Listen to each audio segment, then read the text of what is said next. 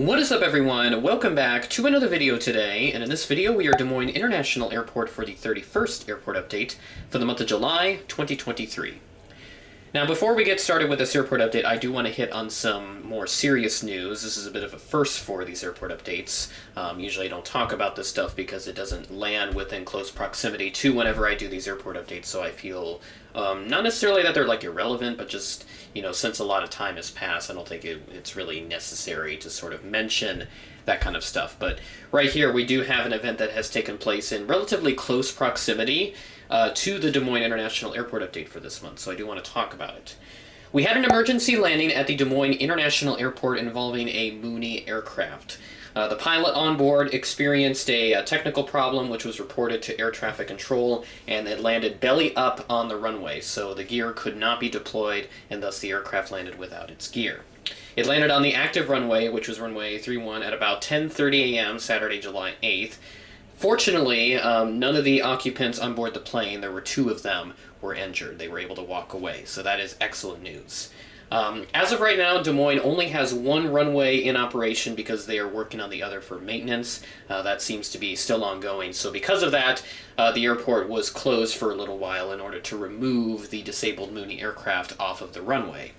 The airport remained closed for about an hour and a half in order for them to do that, and it reopened at about noon with several delayed flights, and there were actually a couple of diversions as well for some inbound flights that were trying to land at Des Moines. So in total we had 2 flights that diverted out of Des Moines because of the emergency landing.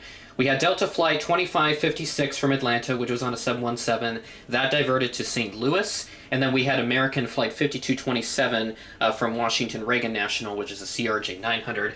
This particular flight is operated by PSA Airlines. That diverted to Cedar Rapids, Iowa, which is on the eastern side of the state.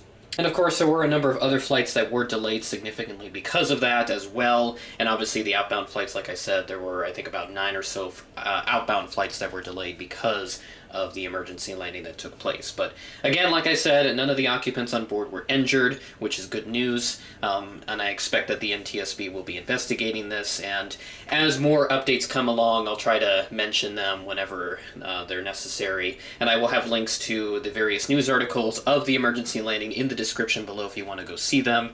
And I'm guessing they will be updated periodically whenever new information comes out. So, just wanted to mention that real quick since it is still pretty relevant from when this comes out. Originally, this was going to go out on Friday, July 7th, but because of all my Airliners International 2023 content that I've been posting, I pushed this back a few days just to give me some time to work on that, and also I had other plans immediately following the convention, so I wanted to get that taken care of, and then, obviously with the content, make sure I had that all pushed out in time. So, this is why this airport update has been rescheduled a little bit for July 12th, I believe, is what I have it for, which is a Wednesday. So, without further ado, we're going to go ahead and get right into the airport update, not waste any further time. So, starting off here at Gate Alpha 1, we have this Allegiant Airbus A320 coming in from Nashville as Flight 1953. This arrived in at 10:01 a.m., ahead of a scheduled 10:23 a.m. arrival. Next to that, at Gate Alpha 3, we have the Southwest 737 MAX 8. First time I've used this aircraft in a little while. This aircraft arrived in on a service from Denver as Flight 3051. This arrived in at 5:12 p.m., a bit behind a 5 p.m. scheduled arrival time, so just a delay of 12 minutes for this aircraft. I have not yet seen if the Herb D. Kelleher or the Colleen Barrett, which are the Desert Gold and Canyon Blue retros respectively, for Southwest on the Maxes, I've not seen them visit Des Moines just yet. Hopefully they will pretty soon, because I'd love to feature them in the airport update since they're really cool planes. I already have the Gemini Herb D. Kelleher one, and I will be getting Gemini's Colleen Barrett, the Canyon Blue one, as soon as I can. So right now, I'm probably not going to be buying any more models because I'm kind of broke after the Airliners convention, so I'd like to wait a few months, preferably, before I buy another model. At Gate Alpha 2, we have this United 737-800 in the Evo Blue livery. This aircraft arrived in on a service from Denver as Flight 2265. This arrived in at 3:44 p.m., ahead of a scheduled 4:05 p.m. arrival. At Gate Alpha 4, we have this United Airbus A319. This aircraft arrived in on a service from Houston George Bush Intercontinental as Flight 715 at 10:35 p.m., delayed from a 10:13 p.m. scheduled arrival time, so delay of 22 minutes. for this aircraft. We'll continue to see the 319 here on the Houston service at least through August, and then by September it looks like they're going to upgrade it to an A320, which is really cool. So that'll be nice to see for those on the Houston service. They also have an Embraer 175 on that service as well, but I'm featuring the main line since it is a little more interesting and noteworthy for the airport update. But nevertheless, that's all the planes we have here at Concourse A. We'll go and check out Concourse C and see.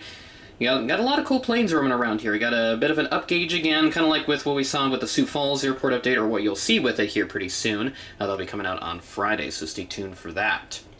Resting at Gate Charlie 2, we have the Delta 717, our very usual Atlanta service as Flight 2556. All the flights in this airport update are from Friday, July 7th, so the day before we had the Mooney aircraft make the emergency landing at Des Moines. So thankfully this flight is not delayed or was sent to another airport to wait it out until they could get the airport reopened. But right here, this arrived in pretty much on time at 10:49 a.m. ahead of a scheduled 11:09 a.m. arrival. So actually 20 minutes ahead of schedule. At Gate Charlie 4, we have the Delta Connection CRJ 900. This aircraft arrived in from New York LaGuardia as Flight 5165, operated by Endeavor Air. This arrived in at 12:28 p.m., delayed from an 11:40 a.m. scheduled arrival, so a delay of 48 minutes for this aircraft. And look who gets to make a comeback in these airport updates, the American Eagle CRJ 200. I featured this in the June random model airport update video when I did Green Bay, so this will now be its second time appearing in these airport updates since its official return from Air Wisconsin. So this aircraft arrived in from Chicago O'Hare as Flight 6254. This is an Air Wisconsin flight, as I mentioned. This arrived in at 9:13 a.m. ahead of a scheduled 9:34 a.m. arrival.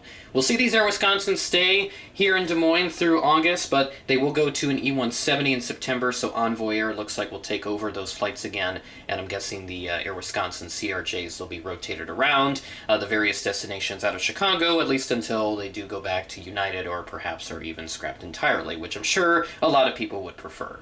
At Gate Charlie 7, we had this American Airbus A320 with the CFM engines. This aircraft arrived in from Phoenix Sky Harbor as Flight 1972 at 4:58 p.m. ahead of a scheduled 5:25 p.m. arrival. Good to see such an advanced arrival here for this flight. This is about 27 minutes ahead of schedule, so this even beats the Delta flight that we took a look at a few moments ago, sitting over there. We do head back to Delta here for this Delta Connection CRJ 700. Haven't used this in a little while. This aircraft arrived in from Detroit as Flight 5714. This is an Endeavor-operated flight. This arrived in at 4:46 p.m. ahead of a scheduled 5:02 p.m. arrival. And finally, to round out the airport update here at Gate Charlie 1, we're ending this airport update with a bang. We have the American Airbus A321. So, this aircraft came in from Charlotte as Flight 1325. This is actually a flight on Saturday, July 8th, but this was pretty much overnight. Scheduled to arrive in at 12:04 a.m., but arrived at 12:57 a.m., so a delay of 53 minutes on this flight. Typically, Charlotte does get the A319, also the 737-800 from what I've seen, so it looks like they'll continue to stay that way, which is great.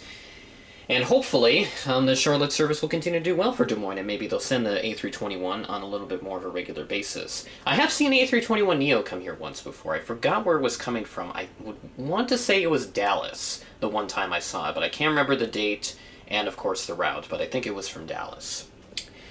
And that will do it for this airport update, number 31 for Des Moines. So yeah, kind of a bit of a change with what I normally report on with that emergency landing that I talked about at the beginning of the video. Again, if you want to see all the news articles that have been made reporting on that situation, I will have them all linked in the description. They're from the local news station, so you're talking about WHO television, KCCI television, WOI television, all those stations, and then some of the newspapers and also the Associated Press. I've seen them make some articles on that as well. I will have all those linked in the description, and if there are any urgent updates that are posted, if there's like a new news article made on it that reports on an update or whatever, if it's not updated to an existing article that I have linked down there, I will also add that as well. So yeah, we're looking really good here in Des Moines. Pretty much a full update, only 2 gates not occupied here. Love the way that these Des Moines airport updates kind of flow together here, as we have tons of aircraft to take a look at and plenty of news to report on. And hopefully we'll have some more positive news to talk about next month, because emergency landings are not the best news. But fortunately, the good news out of that is that both of the occupants on the plane were able to walk away. So with that being said, that is the end of the video. Thanks for watching, and I will catch you in the next video.